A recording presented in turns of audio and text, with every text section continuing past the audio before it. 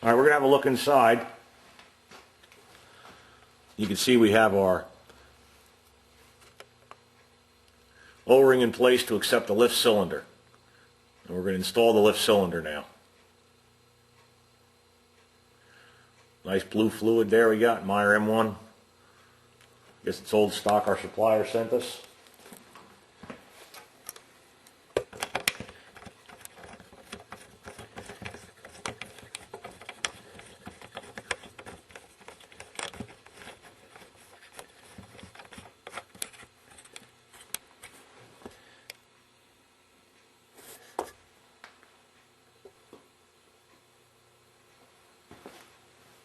Alright, we're going to get ready to install our lift cylinder. Time to move some of this junk out of the way.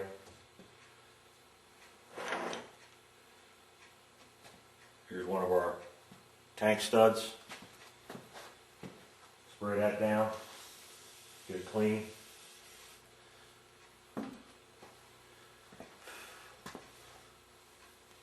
Here's where our pipe wrench comes in again. We're going to be using this quite a bit for this part. Screw these in by hand, finger tight. There's no reason to put any never sees or anything in these threads because it'll be bathed in oil. Get our pipe wrench on there, and you just want to give it a little snug. Not to get carried away, but you want it snug, see? There we go. Okay.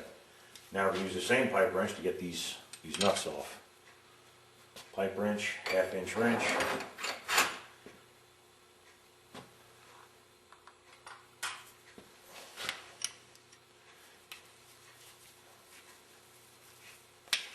We don't reuse these nuts. We always install new ones on our rebuilds.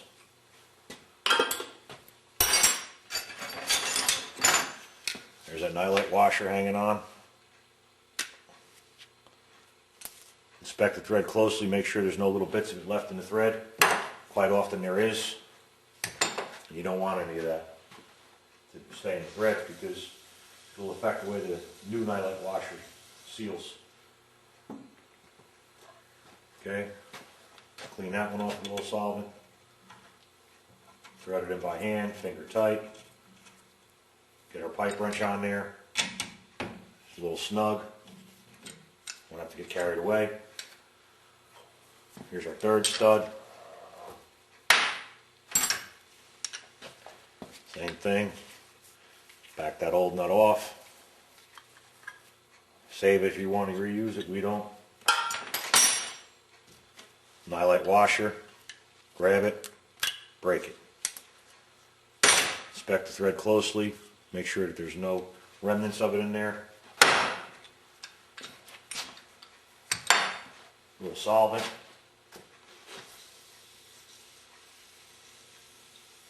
Make sure those threads are clean. This one's got a little bit of rust in it. Hit it with the scuff pad.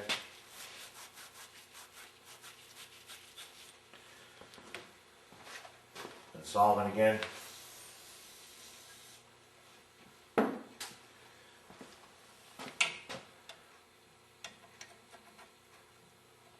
Finger tight. Pipe wrench. Give it a little snug. First time the wrench slipped. I don't know if you saw that. Alright. We have our oil down in that sump base. We're going to set our lift cylinder down. But first we're going to make sure that this bottom lip is clean. You don't want any debris there. That'll affect the seal. You want to make sure you set it down square in that recess. Wobble it around a little bit, make sure it's in there. What that does is it disperses the oil. Okay, that's in there nice. A little shot of oil here around the top.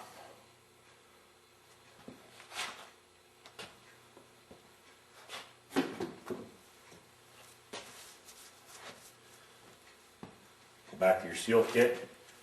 You'll have either a white or a clear plastic O-ring. This goes over the top, down onto the shaft. This is the actual seal. When people say my top seal is leaking, usually they're talking about the wiper and not this, because you can't see this. This is on the inside. Sit that down there. Give another little splash of oil here, so it runs around on the top of that. Gets that nice and lubricated. Usually by now we have the can on. What we're going to do now is we're going to put the can on.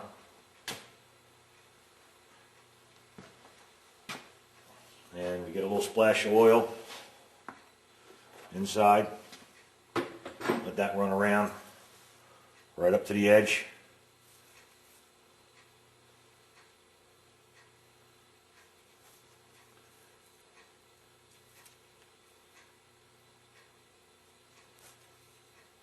This way it's nice and lubricated so it slips over this O-ring without a fight. Okay, you want to make sure that you have your decal aligned. Here's your center line. Center of the Y is the center. And then you just press this down firmly and it should go on. Sometimes it doesn't like to. You have to coax it.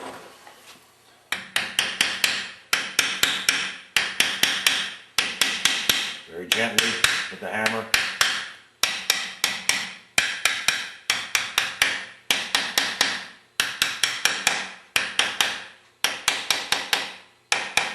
You don't want to damage that top edge. Now, we cheat a little here. There's an awful lot of fluid you got to put inside this pump. So we're going to put our couplers on next. Because then we're going to pour our fluid right in through this wide open top. Makes life a lot easier. So we're going to prepare our threads here to install our couplers. These couplers are rated, like I said, at 3,000 psi. However, this is what was brought to us. We haven't discussed it with the customer. It's going to involve changing the coupler on the other half, on the plow side, and some of the guys don't want to do that right away. Maybe, a little ways into the season, the guy will realize it, it's a good idea to do it after we discuss it with him. And he'll have a little bit of capital that he can invest in a new set of couplers.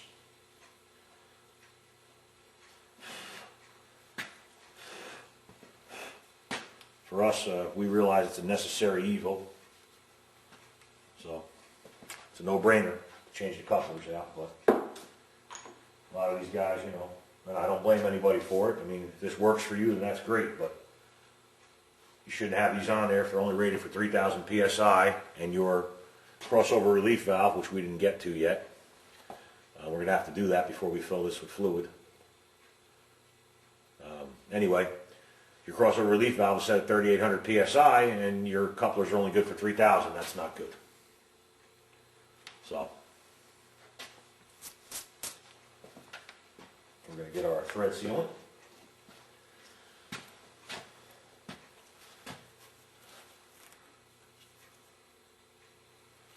Get it on here. Not too close to the end because you don't want to get it inside the fitting. These are pipe threads. It's not even going to start to grab until you get to about 1/8 of an inch or more at least away, a couple of threads from the end. Okay, and we'll use our handy dandy pick to spread that compound around.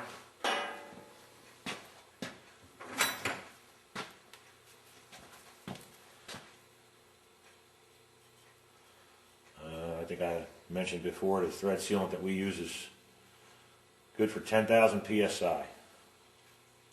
So it's a high quality sealant. As long as you're not using Teflon tape, you're way ahead of the game. So, no Teflon tape on snowplows. Just remember that. This isn't a kitchen sink or a faucet. That Teflon tape will find its way into your pump and clog up passageways and filter screens like there's no tomorrow. May not be right away, but once you put it in there, it's pretty hard to get out. So, all right, we get our couplers.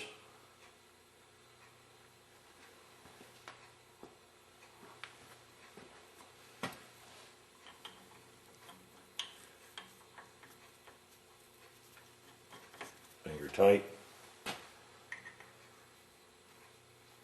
Finger tight. Then we'll get our wrenches.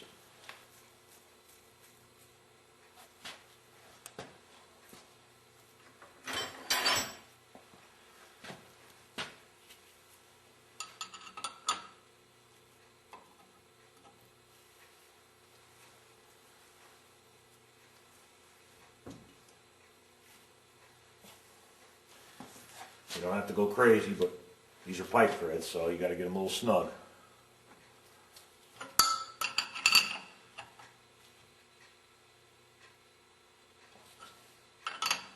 It's funny, you never see a torque rating for pipe thread. This, I believe, was a 7/8. We just used a 3/4 on the male half.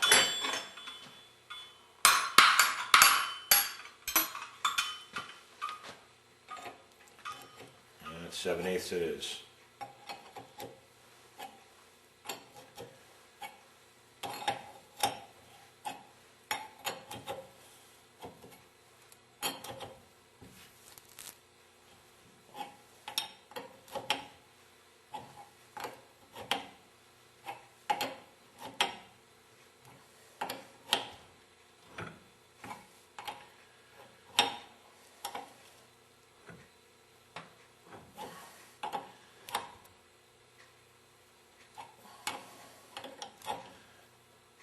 There we go, nice and snug. Now, taking a look at our parts can here, we still have our pump relief valve left to assemble. So, I suppose we should move on to that. Get that cleaned up.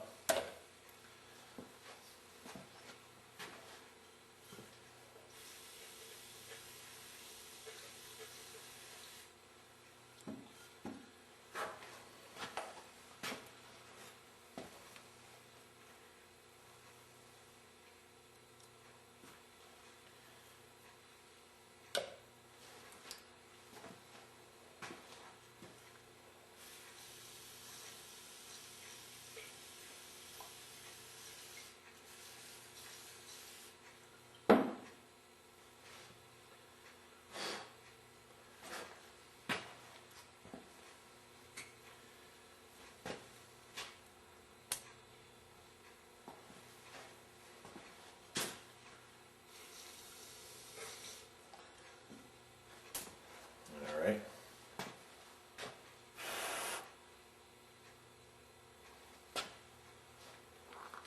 Ball first.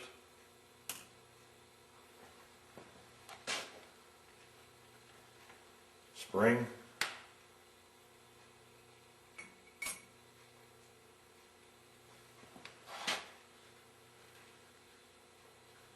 Threaded adjuster with the slot on top.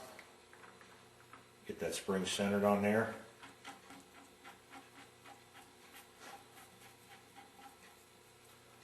Screw it down. Large slotted screwdriver for this.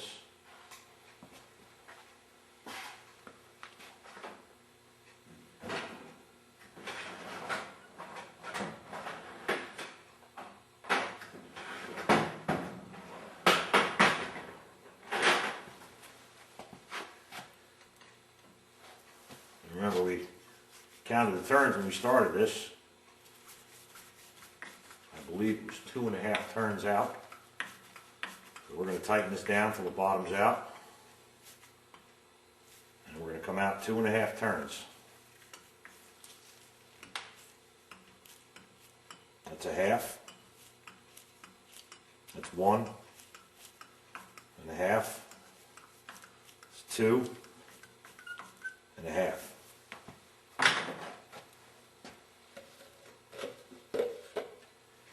We're going to clean off our cap.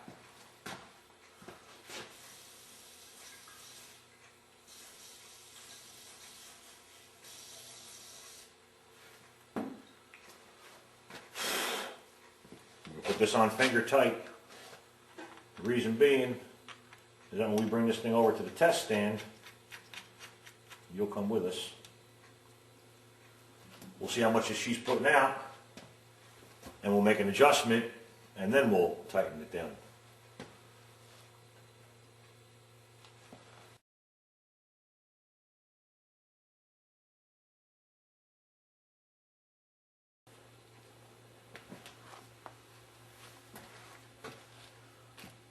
Okay, so we cheated when we filled our pump up with the cap off, 'cause it's much easier to do.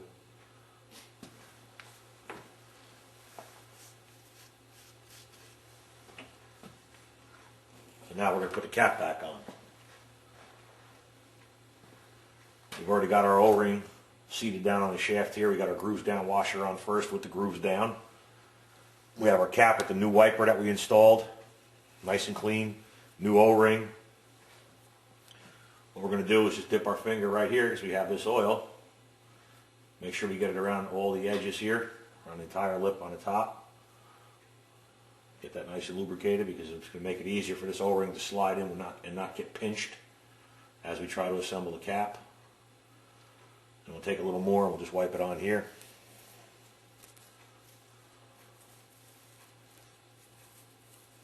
So that the O-ring is nice and lubricated. Make sure that we have our fill hole aligned in the proper location. Being that this is the front of the pump on this side, we want this at about the 11 o'clock position. Or in this case, I guess it's closer to the 9 on the E-60. And we gradually bring our cap down. Get it into position so it goes onto the studs. Sometimes you gotta fiddle with it a little bit, but you don't want to dislodge that O-ring. There you go.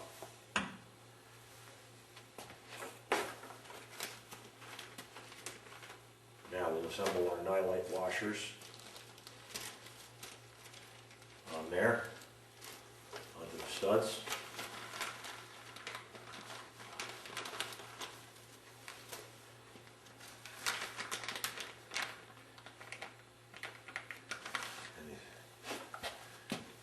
You'll be able to notice that they're tapered. You want the narrow part down so that it goes into the hole around the stud to make a nice tight seal.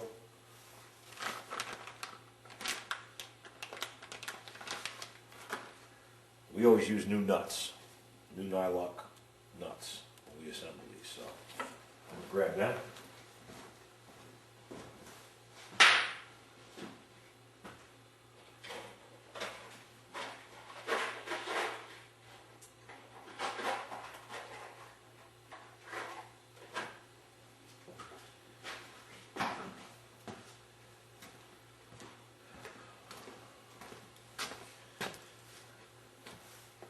Pretty sure the service manual tells you to use a mallet and work your way around the top cap here, driving it in. I find that that's not a good way to do it. I found that the easier way to do it, and safer way without pinching that O-ring you could actually see there, is by gradually tightening down on the top, working your way around, and watching that O-ring. So that's what we're going to do. A few turns on each of these until you see the cap starting to snug in a little bit. Go to the next one. Do the same thing. Watch the cap. See it starting to pull in a little bit. Go to the other side. Watch the cap. Watch here. Watch the gap close up. And you see it starting to close up a little bit. Like so. Come back around this side. Keeping an eye on this, making sure you're not squeezing the O-ring out. Back around. A little bit on here. Looks good. I don't see any O-ring. Drawing that down nice and square.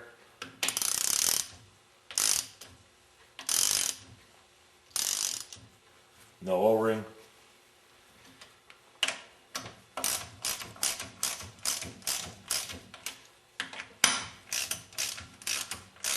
Looks good, no O-ring.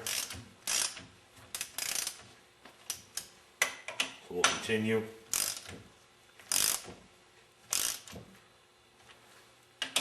enough of these on to know when I'm getting close to where it needs to be torqued. This spec is 125 inch-pounds. We're getting pretty close, so we'll back off. Should I say we'll slow down? And we grab our torque wrench. This isn't a NASA unit or anything, so our clicker torque wrench is good enough. We have it set at 125 inch-pounds. We'll snug each one to 125 inch-pounds.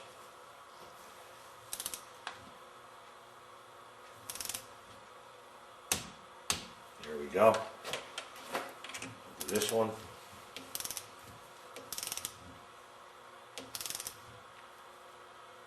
Go slow.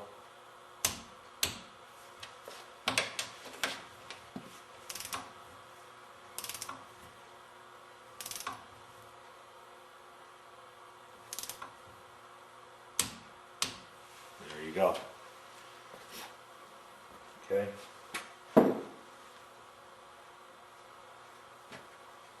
We're ready to assemble our coils. This one's filthy. Get it with solvent.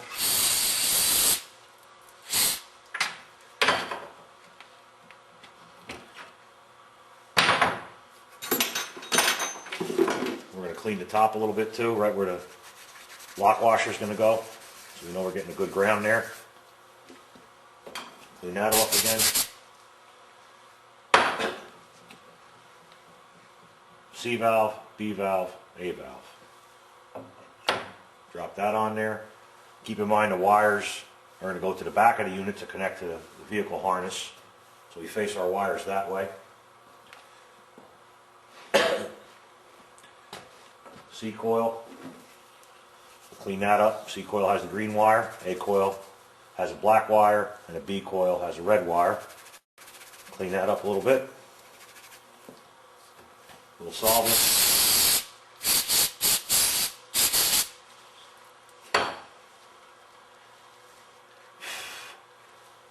See the paint on this one? No paint on this one. Silver color and a little oxidation. Gold color, no oxidation really, I mean overall. Still some shiny on here. You can see this C valve has been replaced. Again, turned so that our wire is not touching the B, but we're going to have it turned so that it's facing where the harness comes off the vehicle.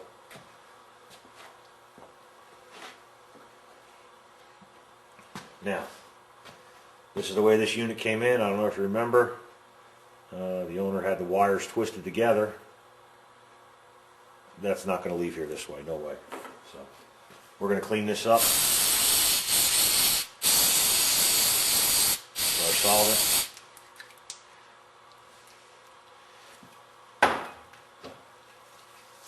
Scuff pad on the top, get some of that rust off. Make sure we get a good seal when we put our nut on top. Nice and clean.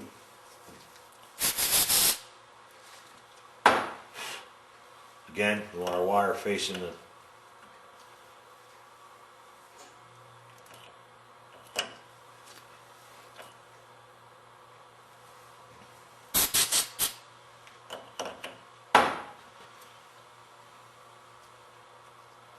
back. We can sneak it through here. Now, we're going to repair this end. So I'm going to go get the tools to do that, and then we'll be right back because I want you to see the proper way to do something like this. Okay, we're back minus the gloves. Try to wear gloves for all the messy portions of the job. We got some anti-seize compound here. Our trusty pick. Get a little bit of this and apply it to these studs, the valves.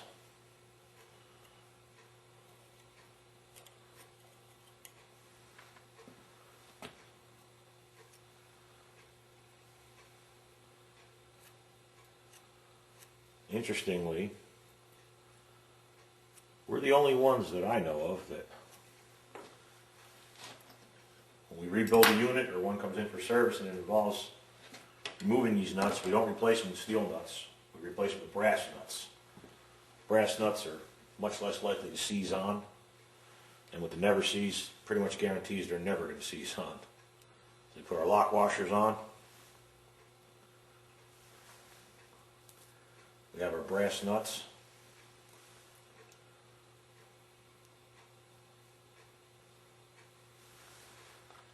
Now, what I said interestingly enough is that at one time, when Meyer was using the smaller stem on their A valve, it came with a brass nut.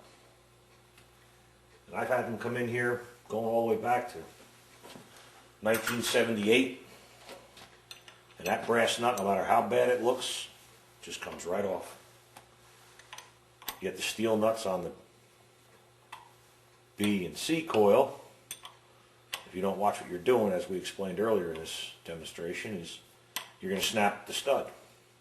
And remember, these will pretty much work without even having the nuts on. The nuts are just to hold them in place. So you don't got to get carried away. Just get these snug. You don't have to really crank down on these nuts. Make sure you have them pointed the direction that you want them to be in. And snug them down. Just enough to compress that lock washer underneath. You can see I'm not putting much tension on these at all.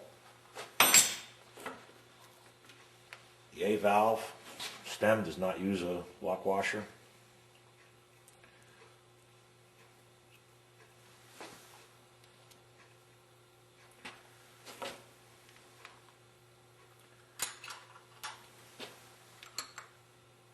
And again, just want it snug. You don't have to get carried away. There's no reason for it. Now with these larger nuts that they're using, we haven't found a brass replacement yet. Okay, now we're going to move on to our wire repair. Bad end. Very good end. So we want it to be about the same length, give or take. We want to splice it in an easy location to splice. So we'll just snip both of these off right here.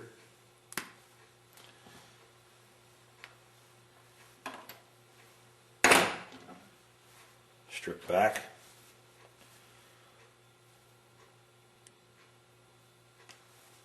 Expose the wire. These are a high quality butt splice connector. I won't mention any brands, but I'll tell you they're about 25 cents each, as opposed to the other ones we can buy for less than a penny each. Make sure that it's inserted properly, the proper depth. Crimp that on there. Actually, a special crimper tool. You could just use the crimper on these. We like the tooth as opposed to just the flat that they tell you you're supposed to use. We never had one hold yet. With the tooth, we never had one pull out. So this is double wall heat shrink adhesive lined tubing. You'll see how that works in a minute. Sometimes you can slip it over this end too, but yeah, in this case we can. But we always slip it over the butt splice connector just to make sure, because you never know what's on the other end of the wire. And we use this quite frequently in the shop here. So we have our heat shrink on there, we got our butt splice on there. Now we're going to strip this end of the wire.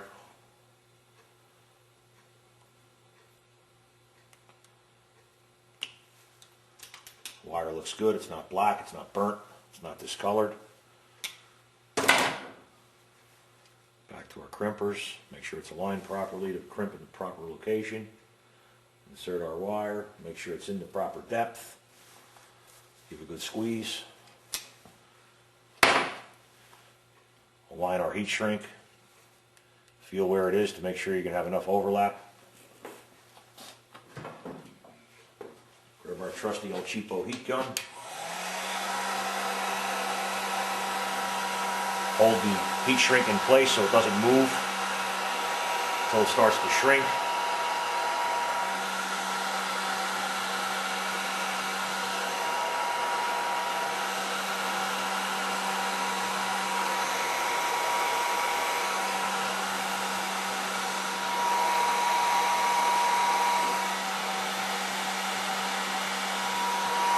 Work our way around the wire, heating it evenly to make sure that the tubing fully shrinks.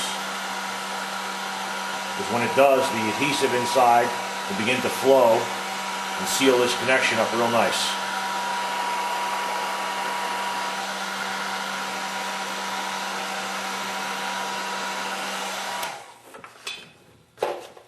That's it. That's done. Just got to let it cool. You can see the shiny adhesive coming out of the end here. So you know that made a good seal. Now we're ready to install the motor. So I'm going to grab the motor, put my gloves back on because that could be a dirty job.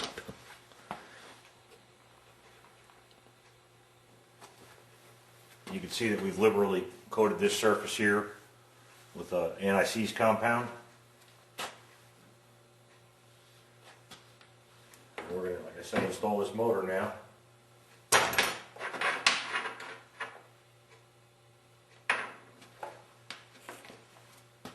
And we're going to use new bolts. Here we have the new bolts, new lock washers. And here we have the old bolts. One doesn't look bad, but the one that was on the bottom, you can see the corrosion. We like to start out with fresh bolts in a case like this. The other thing you'll notice, the diameter of the shaft, or the shoulder part of this bolt, is thinner than the threads, which is unusual. It's a 1/4 20 thread, yet the shaft is thinner. These are a 1/4 20 thread, but they're also a 1/4 20 bolt. You can see it's heavier. And these are grade 5s. I'm not sure about these because they appear to be not made in the USA. But they are the original bolts, because this Fenner motor was made in China. So that's what you're up against. Alright, because these are true 1/4 inch bolts, we're going to need a 7/16 wrench or socket to install them. I've got the wrench handy because that's what I used to tighten the nuts on the coils. So you see the motor shaft has to be in line with the end of the motor shaft. The pump shaft, motor shaft need to match up. You can see the rusty hole. That's going to be the bottom one. So we're going to see if we can get this aligned. Now, way to cheat. Wouldn't be the first time. When doing something like this, get yourself a Sharpie. You can mark where your threaded hole is. Put a little mark on there. And then you put a little mark on your motor. That makes life a little easier, putting this thing back together. Because this motor isn't light.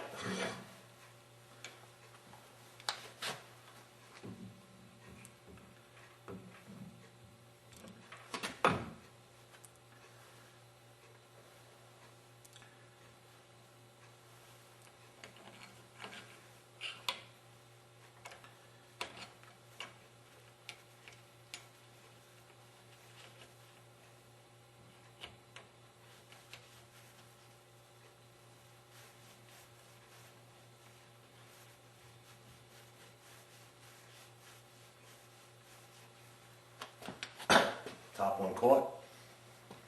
Now I'll do the bottom one. You see the hole here is slotted, so you do have a little room for play. Take a look at these carbon brushes. Oh, we have this apart. Don't look bad.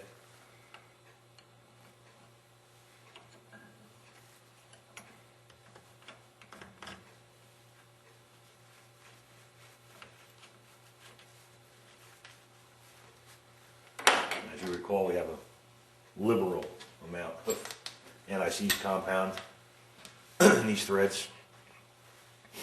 So we're going to gradually tighten this down. Excuse me.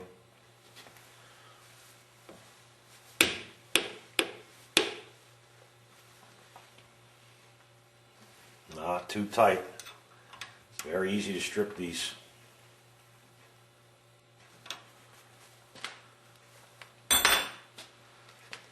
there we go.